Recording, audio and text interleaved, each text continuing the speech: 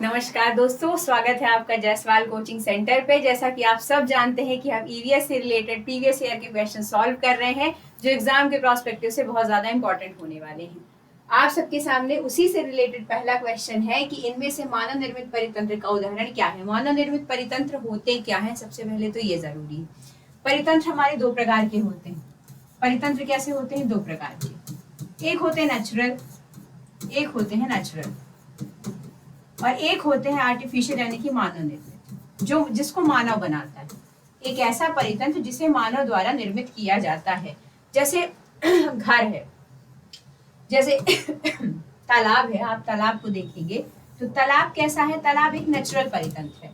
उस तालाब में घास भी आपको मिल जाएंगी, उस तालाब में आपको मछली भी मिल जाएंगी, उस तालाब में छोटे मोटे जीव जंतु भी मिल जाते हैं। वो परितंत्र एक नेचुरल हैबिटेट कहलाता है। लेकिन मानव निर्मित परितंत्र क्या है? मानव निर्मित परितंत्र वो है जिसे मानव द्वारा बनाया जाता है। अब आपके सामने ऑप्शन है जंगल, तो क्या जंगल को मानव बनाता है? नहीं, गलत। सूखी वनस्पतियों का संग्रह, क्या सूखी वनस्पतियों को मानव बना सकता है? नहीं। ऊतक संवर्धन, नहीं। राइट आंसर क्या हो जाएगा? मछली घर यानी कि एक्वेरियम। आप सब देखते हैं हर घर में आज की डेट में लगभग एक्वेरियम्स होते हैं, जिसका उपयोग साज सज्जा में किया जाता है। वो एक परितंत्र बनाया जाता है, किसके रहने के लिए? मछलियों के रहने के लिए। तो जो मछली घर है यानी कि एक्वेरियम है, वो राइट आंसर हो जाएगा किस चीज का? कि मानव निर्मित परितंत्र का उदाहरण क्या है। भाई फॉरेस्ट वगैरह तो मानव बना नहीं सकता, तो इसलिए राइट आंसर हो जाएगा एक्वेरियम। ओजोन परत के क्षरण के लिए कौन सी गैस जिम्मेदार है? और ये बताने की मुझे आपको बिल्कुल जरूरत नहीं है कि इसका राइट आंसर क्या होगा। ओजोन परत के क्षरण के लिए कौन सी गैस जिम्मेदार होती है? ऑप्शन है sulphur dioxide, carbon dioxide, nitrogen oxide और क्लोरोफ्लोरोकार्बन। बताइए। आप सबको पता है कि जो ओजोन परत है उसके क्षरण के लिए क्लोरोफ्लोरोकार्बन सबसे जिम्मेदार गैस होती है, जो कि किस में पाई जाती है? क्लोरोफ्लोरोकार्बन अधिकतर कहा जाता है कि जो हमारे घरों में फ्रिज होते हैं उनसे निकलने वाली गैसों में भी पाई जाती है क्लोरोफ्लोरोकार्बन। इसी क्लोरोफ्लोरोकार्बन से ओजोन परत का क्षरण भी होता है। दूसरी चीज आपने जाना है सल्फर डाइऑक्साइड, जिसके कारण अम्लीय वर्षा होती है। तो अगर कभी सवाल आता है कि सल्फर डाइऑक्साइड किस काम में आती है, तो जो सल्फर डाइऑक्साइड SO2 और NO2 के कारण क्या होता है? SO2 और NO2 के कारण अम्लीय वर्षा होती है। क्या होती है? अम्लीय वर्षा। और इसको हम पहले भी पढ़ चुके हैं कि SO2 और NO2 के कारण क्या होती है? अम्लीय वर्षा होती है। क्लियर? चलिए अगला सवाल है कि वॉसेक्टॉमी स्थायी गर्भ नियंत्रण का साधन है।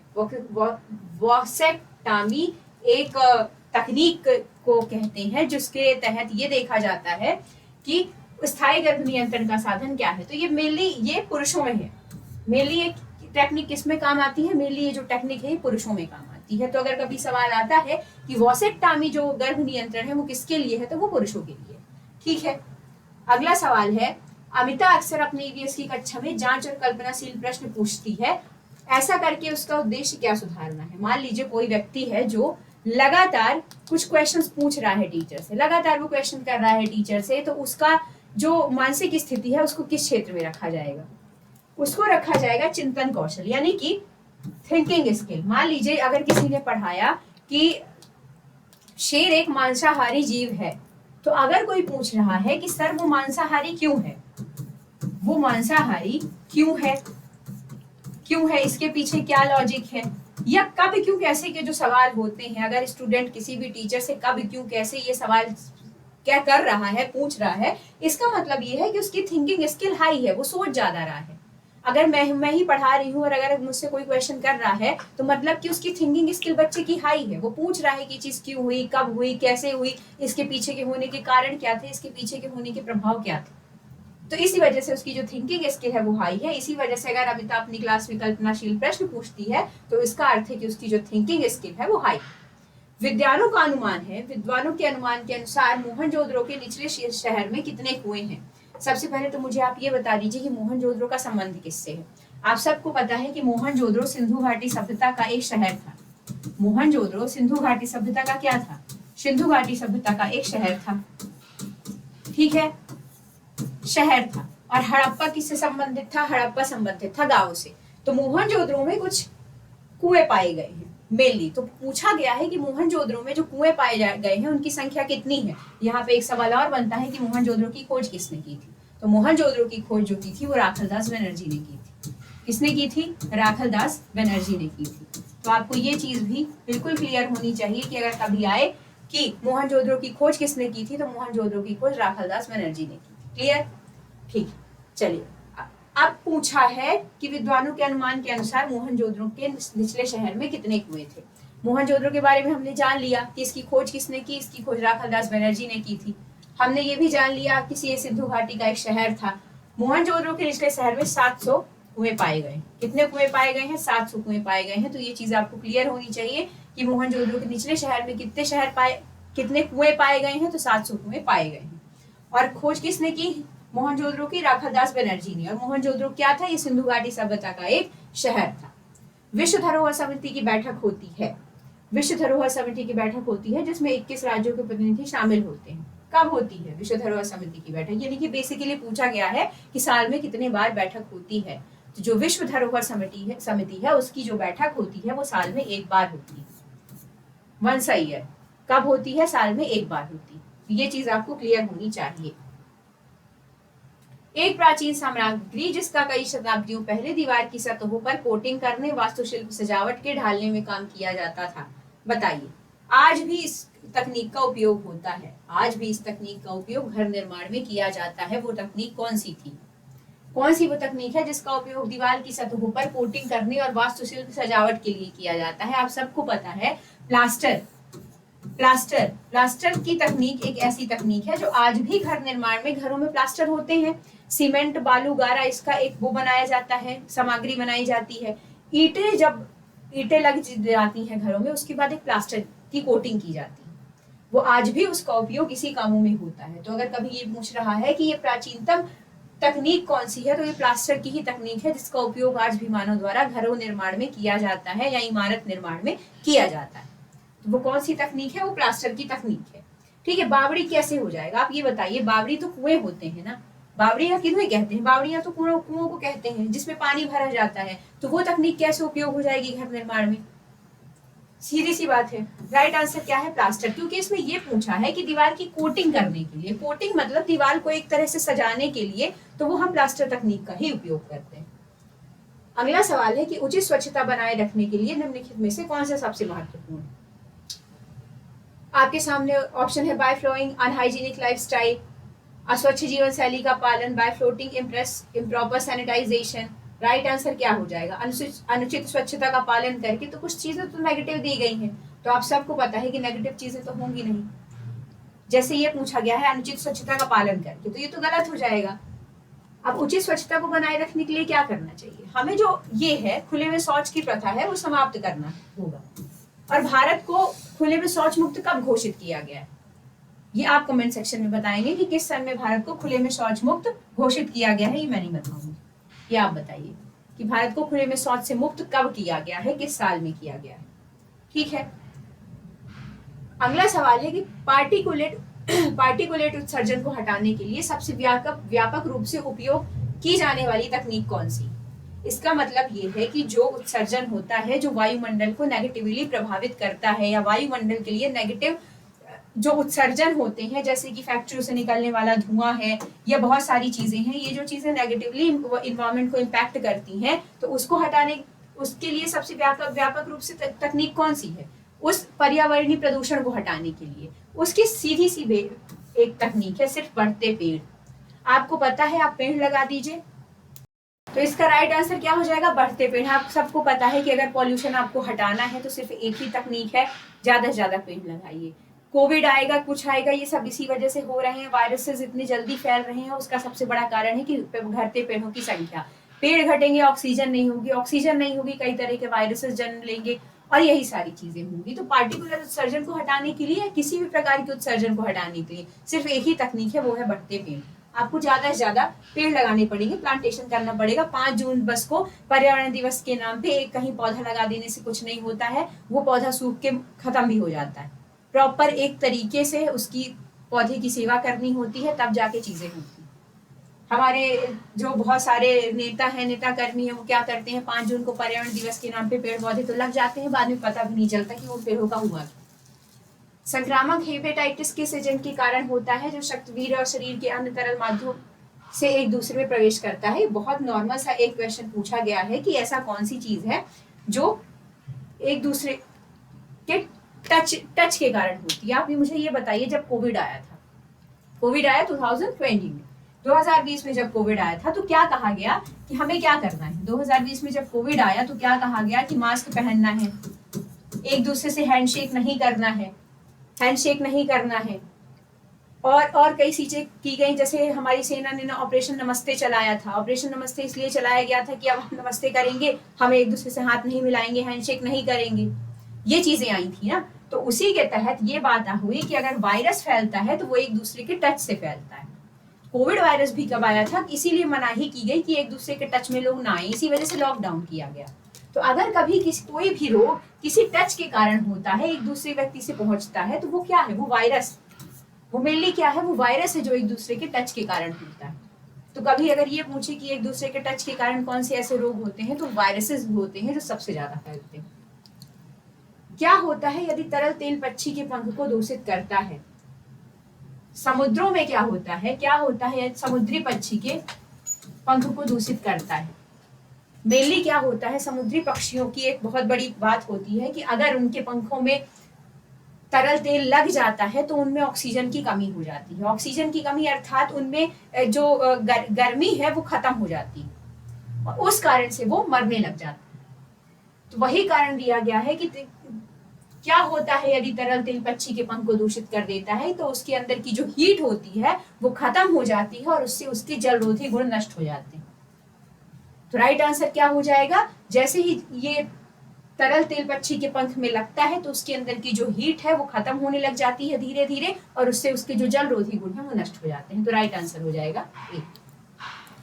अगला सवाल है कि निम्नलिखित में से कौन सी योजना स्थायी भू प्रबंधन की योजना है? कौन सी योजना स्थायी भू प्रबंधन की योजना है? बहुत चर्चित योजना है, प्रधानमंत्री नरेंद्र मोदी जी द्वारा चलाई गई योजना थी ये। बताइए कौन सी योजना है? अटल भूजल योजना। कौन सी योजना? अटल भूजल योजना स्थायी भूजल प्रबंधन की योजना है। भूजल प्रबंधन का मतलब क्या होता है? हमारा जो भारत में सबसे ज्यादा किस जल का उपयोग होता है? भारत में सबसे ज्यादा हम लोग जो बोरवेल का पानी है, बोरवेल मतलब जो हमारे जमीन के अंदर जो पानी है, हम घर बनवाते हैं, हम बोरिंग करवाते हैं, हम इंडस्ट्री खोलते हैं, हम बोरिंग करवाते हैं, तो सबसे ज्यादा भूजल का उपयोग होता है। लेकिन अगर हम सारे भूजल का उपयोग कर लेंगे तो क्या धरती के नीचे पानी बचेगा? क्या हमारे उपयोग के लिए पानी रह जाएगा? उसी के प्रबंधन के लिए, उसी जल के प्रबंधन के लिए अटल भूजल योजना लाई गई थी कि हमें भूजल जो हमारे जमीन के अंदर जो पानी है उसका भी प्रबंधन करना है। तो राइट आंसर क्या हो जाएगा? राइट आंसर हो जाएगा अटल भूजल योजना। क्लियर? अब भूजल क्या होता है? जमीन के अंदर जो पानी पाया जाता है। निम्नलिखित में से किस संगठन ने स्वदेशी रूप से हीट अभ्यास का सफलतापूर्ण उड़ान परीक्षण किया? बताइए। इसरो ने किया, नासा ने किया, डीआरडीओ ने किया, बीसीडी ने किया? मैंने आपको पूछा था एक बार क्वेश्चन कि इसरो की स्थापना कब हुई थी। मैंने आपको बताया था कि जो इसरो का हेडक्वार्टर है वो बेंगलुरु में स्थित है। कहाँ स्थित है? बेंगलुरु में स्थित है। नासा किसकी स्पेस एजेंसी है? नासा यूएसए की स्पेस एजेंसी है। डीआरडीओ किसकी स्पेस एजेंसी है? डीआरडीओ इंडिया में है।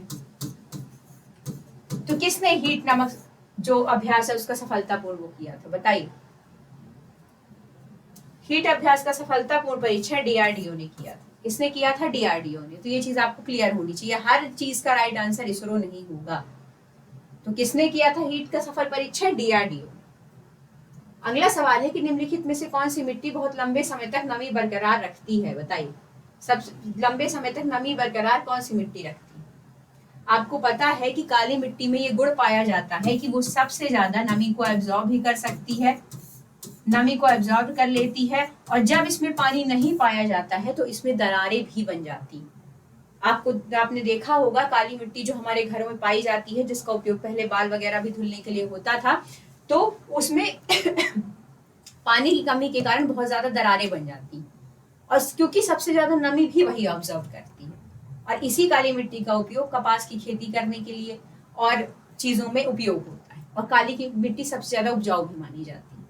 ठीक है, और ये पानी का सबसे ज्यादा एब्जॉर्प्शन करती है। पानी को सबसे ज्यादा एब्जॉर्ब करती है। तो इसका राइट आंसर क्या हो जाएगा, लंबे समय तक नमी कौन बरकरार रखती है? ऑब्वियस सी बात है वही बरकरार रख पाएगी जो पानी को सबसे ज्यादा एब्जॉर्ब करेगी, और पानी को सबसे ज्यादा एब्जॉर्ब कौन कर रही है? काली मिट्टी। तो राइट आंसर क्या हो जाएगा, काली मिट्टी। ठीक है, चलिए निम्नलिखित में से कौन भारत में सबसे बड़ी नदी प्रणाली है? इसका आंसर क्या मुझे आपको बताने की जरूरत है? साउथ गंगा। साउथ गंगा किसे कहते हैं? दक्षिण गंगा के रूप में किसे जाना जाता है? दक्षिण गंगा के रूप में हम सब कावेरी नदी, गोदावरी नदी को जानते हैं, और दक्षिण की गंगा कावेरी नदी। क्लियर? और साउथ गंगा किसे कहते हैं? गोदावरी नदी प्रणाली। तो अब आप इन चारों नदियों को देखिए, अरवली नदी, उम्मगोट नदी, गोदावरी नदी और गंगा नदी। आपको किसका सबसे ज्यादा, कौन सी नदी प्रणाली, कौन से रिवर सिस्टम का सबसे बड़ा अपवाह तंत्र लग रहा है? तो आपको सीधे से पता है कि गंगा नदी प्रणाली से बड़ी नदी प्रणाली अभी तक कोई भी नहीं है। भारत की सबसे बड़ी जो नदी प्रणाली है वो गंगा नदी प्रणाली है। गंगा की ही सहायक नदियां हैं यमुना, सरस्वती जो अब विलुप्त हो चुकी है। तो भारत की सबसे बड़ा जो रिवर सिस्टम है वो किसका है? गंगा का। तो अगर इसको किसी भी तरीके से घुमा के भी पूछे तो ये डाउट नहीं होना चाहिए। और मैंने क्या बताया, साउथ की गंगा यानी दक्षिण गंगा किसे कहते हैं? गोदावरी नदी को कहते हैं। और साउथ की गंगा यानी दक्षिण की गंगा वो कावेरी नदी। ठीक है, चलो अगला सवाल है कि भारत हर साल लाखों टन मिट्टी और इसके पोषक तत्वों को खो देता है, इसका कारण क्या है? क्यों मिट्टी के पोषक तत्व खत्म होते हैं? मैंने आपको बताया था मृदा अपरदन। मृदा अपरदन एक इतना बड़ा कारण है मिट्टी के अपक्षय का। और मृदा अपरदन किस किस कारण होता है? मृदा अपरदन होता है हवा, बाढ़ का पानी, इन सब के कारण मृदा अपरदन होता है। तो मृदा अपरदन के अगर कारण पूछता है तो मृदा अपरदन के कारण क्या क्या हो जाते हैं? मृदा अपरदन में मिट्टी के पोषक तत्व को खत्म कर होना, मिट्टी के पोषक तत्वों का खत्म होना मृदा अपरदन का कारण कहलाता है। तो मृदा अपरदन एक ऐसी चीज है जिसके कारण मिट्टी के पोषक तत्व खत्म हो जाते हैं। और किस कारण होता है मृदा अपरदन? तो मृदा अपरदन बेसिकली हवा, बाढ़ का पानी, इन सारी चीजों के कारण होता है। ठीक है, चलिए अगला सवाल। अगला सवाल है कि योग के किस तत्व की संख्या 84 है? योग के किस तत्व की संख्या 84 है? योग के कुछ नियम है, योग के कुछ तत्व हैं, जैसे यम है, प्राणायाम है, बेसिक आसन है, प्रत्याहार है। तो अब बताइए किसकी संख्या 84 है? किसकी संख्या 84 है? ये पूरा नहीं आ रहा है, इसमें कोई बात नहीं। योग के किस तत्व की संख्या 84 है? बताइए। मैं आपको बता दूं कि जो बेसिक आसन है उसके तत्वों की संख्या 84 मानी गई है। ये एक फैक्चुअल क्वेश्चन है कि जितने भी योग के फॉर्म होते हैं, जितने भी योग के तत्व होते हैं, उनमें आपको पता होना चाहिए कि योग के किस तत्व में कितनी संख्या है, वो चीजें आपको पता होनी चाहिए। तो अगर हम ये पूछे कि 84 किसकी संख्या है, तो 84 बेसिक आसन की संख्या है। किसकी संख्या 84? बेसिक आसन। विष्णुपुर उत्सव किस राज्य में मनाया जाता है? कुछ उत्सव भारत के विभिन्न राज्यों में मनाए जाते हैं, जैसे उगादी उत्सव है वो आंध्र प्रदेश में मनाया जाता है, बोनालू है वो तेलंगाना में मनाया जाता है, तवांग उत्सव अरुणाचल प्रदेश में मनाया जाता है, सनबर्न फेस्टिवल नागालैंड में मनाया जाता है। इसी तरह आपसे पूछ लिया है विष्णुपुर उत्सव, क्योंकि उत्सवों से रिलेटेड क्वेश्चन पूछे जाते हैं। तो जैसे मैंने आपको कई सारे अभी उत्सव बताए, उनमें से ही एक पूछा है विष्णुपुर उत्सव। तो विष्णुपुर उत्सव मनाया जाता है वेस्ट बंगाल में। विष्णुपुर उत्सव कहाँ मनाया जाता है? तो वेस्ट बंगाल में मनाया जाता है। ठीक है, और मैंने तवांग कहाँ बताया? तवांग अरुणाचल प्रदेश में। उगादी उत्सव अरुणाचल, उगादी कहाँ मनाया जाता है? उगादी उत्सव आंध्र प्रदेश में मनाया जाता है। ठीक है, तो विष्णुपुर उत्सव वेस्ट बंगाल में। कौन सा राज्य भारत में बॉक्साइट के प्रमुख उत्पादन में से है? मतलब बॉक्साइट कहाँ होती है सबसे ज्यादा? बताइए, भारत में बॉक्साइट कहाँ होती है? मिनरल्स का जब हम चैप्टर पढ़ते हैं तो हम इंडिया के अलग अलग स्टेट्स में अलग अलग के बारे में जानते हैं कि कहाँ क्या पाया जाता है। तो बॉक्साइट उत्पादन के लिए कौन जाना जाता है? बॉक्साइट उत्पादन के लिए सबसे ज्यादा जो फेमस है वो है उड़ीसा। उड़ीसा में सबसे ज्यादा बॉक्साइट पाया जाता है। तो ये चीज आपको पता होनी चाहिए कि बॉक्साइट कहाँ पाया जाता है। तो बॉक्साइट पाया जाता है उड़ीसा में। ठीक है, आप मुझे ये बताइए यूरेनियम भारत में कहाँ पाया जाता है? जैसे यहाँ क्वेश्चन पूछा था कि बॉक्साइट कहाँ पाया जाता है, तो ये भी तो पूछ सकता है कि यूरेनियम कहाँ पाया जाता है, और यूरेनियम से रिलेटेड क्वेश्चन तो पूछ भी लेता है। बताइए यूरेनियम कहाँ पाया जाता है? जो भी क्रिकेट फैंस होंगे उनके लिए बहुत अच्छा क्वेश्चन है कि भारत निम्नलिखित में से किसे क्रिकेट का जनक कहा जाता है, बताइए।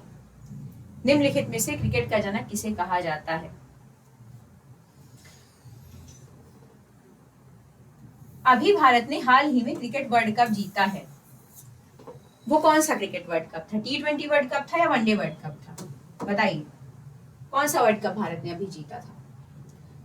क्रिकेट के जनक के रूप में WG ग्रेस, किसे जाना जाता है? WG ग्रेस को जाना जाता है। किसे जाना जाता है क्रिकेट के जनक के रूप में? WG ग्रेस को। और क्रिकेट का भगवान किसे कहा जाता है? क्रिकेट का भगवान किसे कहा जाता है, वो कमेंट करके आप बताएंगे कि क्रिकेट का भगवान भारत में किसे कहा जाता है। और वैसे क्रिकेट के जनक कौन थे? WG ग्रेस थे। टोक्यो 2020 ओलंपिक में नीरज चोपड़ा द्वारा विजयी थ्रो की दूरी कितनी थी? टोक्यो ओलंपिक में नीरज चोपड़ा ने पदक हासिल किया था, तो उसमें जो थ्रो किया था उसकी दूरी कितनी थी? कितने मीटर का थ्रो किया था उन्होंने? बहुत बार एग्जाम में ये पूछा गया क्वेश्चन, क्योंकि ओलंपिक्स के क्वेश्चन वैसे इंपॉर्टेंट हो जाते हैं, और अगर इंडिया से किस चीज ने जीता है तब तो वो और ज्यादा इंपॉर्टेंट हो जाता है। तो सबसे पहले तो ये सवाल है कि टोक्यो ओलंपिक में नीरज चोपड़ा ने जीता, किसमें? विजित थ्रो में जीता, जेवलिन थ्रो में जीता था। तो वो मीटर कितनी थी, कितने मीटर का थ्रो किया था उन्होंने किया था 87.58 मीटर का थ्रो किया था। कितना किया था? 87.58 मीटर का थ्रो किया था। और कभी पूछे कि जेवलिन थ्रो में किसने पदक हासिल किया था, तो जेवलिन थ्रो में पदक हासिल करने वाले नीरज चोपड़ा थे। ठीक है, चलिए। एंटोनी ग्रीजमैन निम्नलिखित में से किस खेल से संबंधित है? बताइए। कभी कभी क्या होता है कि मान लीजिए किसी ने क्रिकेट से संन्यास लिया, किसी ने फुटबॉल से संन्यास लिया, किसी खिलाड़ी का कोई चर्चा में रहा है, तो उस खिलाड़ी से रिलेटेड पूछ लिया जाता है कि ये खिलाड़ी किस चीज से संबंधित है। इसी वजह से पूछा है कि एंटोनी ग्रीजमैन है वो निम्नलिखित में से किस खेल से संबंधित है। क्या क्रिकेट में आपने कभी नाम सुना है एंटोनी ग्रीजमैन का? बास्केटबॉल में एंटोनी ग्रीजमैन फुटबॉल से संबंधित है। किससे संबंधित है एंटोनी ग्रीजमैन? फुटबॉल से संबंधित है। तो आपको हमेशा ये नजर बनाए रखनी है कि कोई क्रिकेटर है, कोई खिलाड़ी है, कोई वो चर्चा में है या नहीं है। अगर वो चर्चा में है तो उससे रिलेटेड कुछ चीजें इंपॉर्टेंट हो जाती हैं, जैसे वो किस खेल से संबंधित है, वो किस देश से रिलेट करता है। अगर यही पूछ लेता कि एंटोनी ग्रीजमैन किस देश से संबंधित है, तो आपको ये चीज भी पता होनी चाहिए थी। ठीक है, वो कौन सा खेल खेलता है या उसने कौन से अभी तक पदक हासिल किए हैं, ये सारे क्वेश्चन इंपॉर्टेंट हो जाते हैं। पूछा है वह फिल इन द ब्लैंक वह स्मृति है जो बच्चे को शैक्षिक दौरे के दौरान प्राप्त जानकारी को लंबी अवधि तक बनाए रखने में मदद करती है। बताइए, वह कौन सी स्मृति है जो शैक्षिक दौरे के दौरान, मतलब बच्चे को लंबे समय तक उस चीज के कारण याद रहता है। बेसिकली ये पूछा गया है। मान लीजिए मुझे ये बताया गया कि जो जंगल है वो हमारे लिए बहुत इंपॉर्टेंट है, क्योंकि वो हमें ऑक्सीजन देते हैं। तो मेरे मन में ये अवधारणा बन गई कि जंगल हमारे लिए महत्वपूर्ण है। अब अगर कभी मुझसे कोई पूछेगा कि जंगल काटने चाहिए, तो मैं क्या कहूंगी? नहीं काटने चाहिए। क्यों? क्योंकि मेरी एक अवधारणा बन चुकी है कि जो जंगल है वो हमारे लिए अच्छे हैं, हमें वो ऑक्सीजन देते हैं।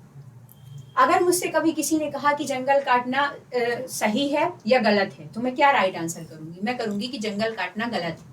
क्यों? क्योंकि मेरी एक अवधारणा बन चुकी है। क्या अवधारणा? कि जंगल ऑक्सीजन देते हैं, और चूंकि जंगल ऑक्सीजन देते हैं इस वजह से ये हमारे लिए महत्वपूर्ण है।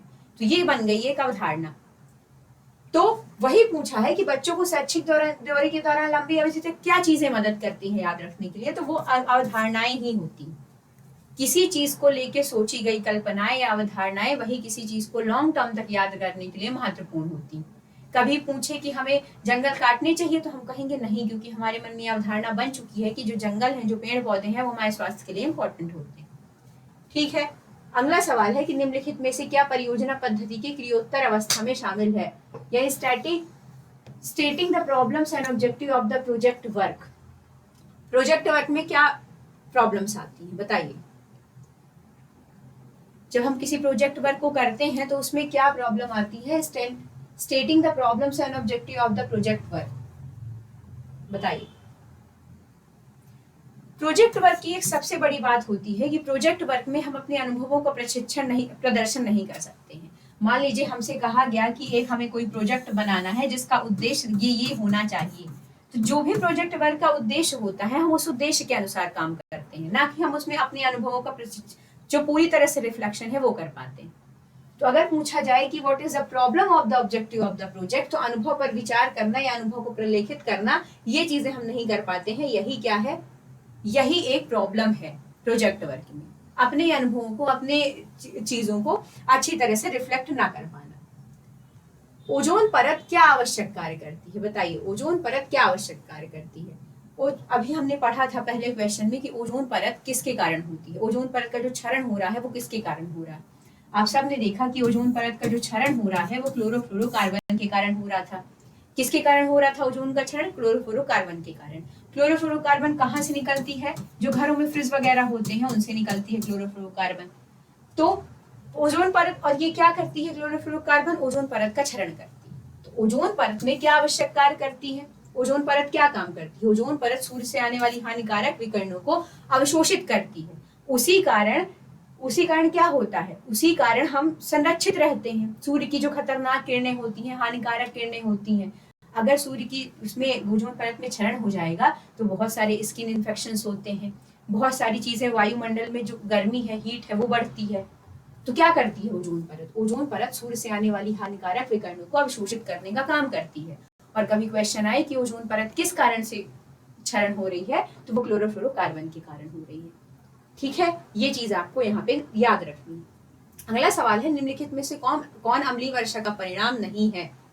अम्लीय वर्षा के कारण कौन सी चीज नहीं होती है, तो मिट्टी को अधिक अम्लीय बनाता है, बिल्कुल सही है। अगर अम्लीय वर्षा होगी, अम्ल धरती पर आएंगे तो वो मिट्टी एब्जॉर्व करेगी उस पानी को कि नहीं करेगी, और उस पानी में क्या है, अम्ल है, तो मिट्टी में भी वही अम्ल ऑब्जर्व हो जाएगा। यह पानी में एल्यूमिनियम छोड़ता है, ये बताइए अम्लीय वर्षा है, उसमें एसिड्स है, तो क्या उस एसिड का पार्ट एल्यूमिनियम नहीं होगा, बिल्कुल होगा, तो उसमें एल्यूमिनियम छोड़ता है ये। और अम्लीय वर्षा अच्छी है या बुरी, अम्लीय वर्षा अच्छी है या बुरी है, भवनों के लिए बुरी है, मिट्टी के लिए बुरी है, तो लिखा गया है मिट्टी को उपजाऊ बनाता है, तो क्या ये सही स्टेटमेंट है, ये गलत स्टेटमेंट है, बिल्कुल गलत है। तो अम्लीय वर्षा का परिणाम क्या नहीं हो जाएगा कि मिट्टी को उपजाऊ बनाता है, क्योंकि ये नेगेटिवली इंपैक्ट करता है ना कि पॉजिटिवली, और ये जो स्टेटमेंट दिया हुआ है ये पॉजिटिव स्टेटमेंट, इस वजह से ये गलत हो जाएगा। ठीक है, अगला सवाल है, निम्नलिखित में से किस व्यक्ति ने सन्निगर शब्द का प्रयोग पहली बार किया था।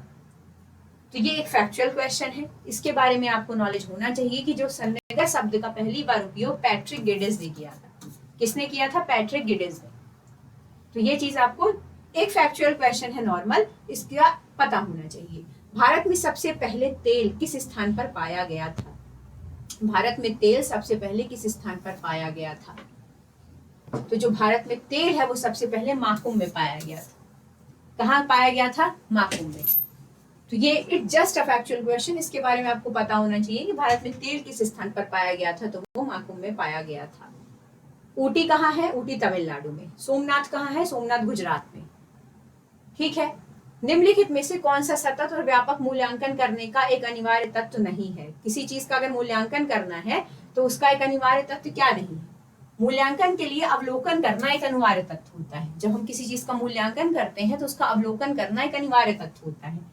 निरंतर सहायता करना, बच्चों की फॉर्मल टेस्ट लेना एक निरंतर सहायता होती है मूल्यांकन का। मूल्यांकन मतलब टेस्ट लेना, किसी भी चीज को टेस्ट करना, तो इसका पार्ट हो जाएगा। लेकिन लगातार औपचारिक प्रशिक्षण आयोजित करना ये गलत है। टीचिंग लर्निंग प्रोसेस के दौरान जब कोई इंसान टीच कर रहा है, पढ़ा रहा है, तो उस दौरान मेनली जो कन्वर्सेशन है वो पूछने पर आधारित नहीं, बताने पर आधारित होनी चाहिए। उसके बाद ही टेस्ट होता है, उसके बाद ही टेस्ट होता है। इसीलिए जो ये सी नंबर स्टेटमेंट है कि लगातार औपचारिक परीक्षण आयोजित करना, ये गलत हो जाएगा। तो एक अनिवार्य तत्व क्या नहीं है, एक अनिवार्य तत्व नहीं है लगातार औपचारिक परीक्षण आयोजित करना, ये क्या हो जाएगा, ये रॉन्ग हो जाएगा। क्यों, क्योंकि भाई जब किसी भी चीज का कन्वर्सेशन होता है तो उस दौरान बिल्कुल जरूरी नहीं होता है कि जब एक टीचर पढ़ा रहा है तो वो सिर्फ पढ़ाने पे फोकस होता है और बाकी अवलोकनात्मक कार्य बाद में, अवलोकन वाली चीजें बाद में होती है। ठीक है,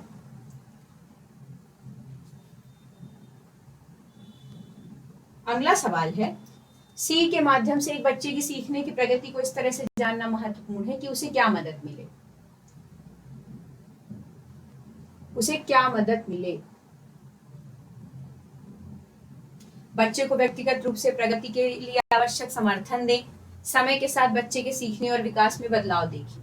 क्या राइट आंसर होगा, सीधी सी बात है। अगर किसी बच्चे की हमें प्रगति जानना है, किसी बच्चे की प्रगति के विषय में हमें जानना है, तो हमें बच्चे को व्यक्तिगत रूप से प्रगति के लिए उसके समर्थन, मतलब उसकी जो कैपेबिलिटीज है उसके बारे में जानना जरूरी है। समर्थन मतलब उसकी कैपेबिलिटीज के बारे में जानना है, और समय के साथ बच्चे के सीखने के विकास का पता लगाना है कि वो कितना सीख रहा है कितना नहीं। तो जो राइट आंसर है वो क्या हो जाएगा, वो राइट आंसर हो जाएगा बोथ 1 and 2। तो जो राइट आंसर है वो क्या हो जाएगा, बोथ 1 and 2। क्लियर? चलिए, यहाँ आपका सेशन कंप्लीट होता है। आशा करती हूँ आपको चीजें समझने में आसानी हुई होगी। आपको जो भी क्वेश्चंस नहीं समझ में आ रहे होंगे या जो भी क्वेश्चंस कभी नजर से गुजरे रहे होंगे लेकिन कंफ्यूजन होता रहा होगा, वो क्लियर हो गए होंगे। बस ऐसे ही पढ़ते रहिए, और वीडियो अच्छा लगा हो तो शेयर कर दीजिएगा। जय हिंद, जय भारत।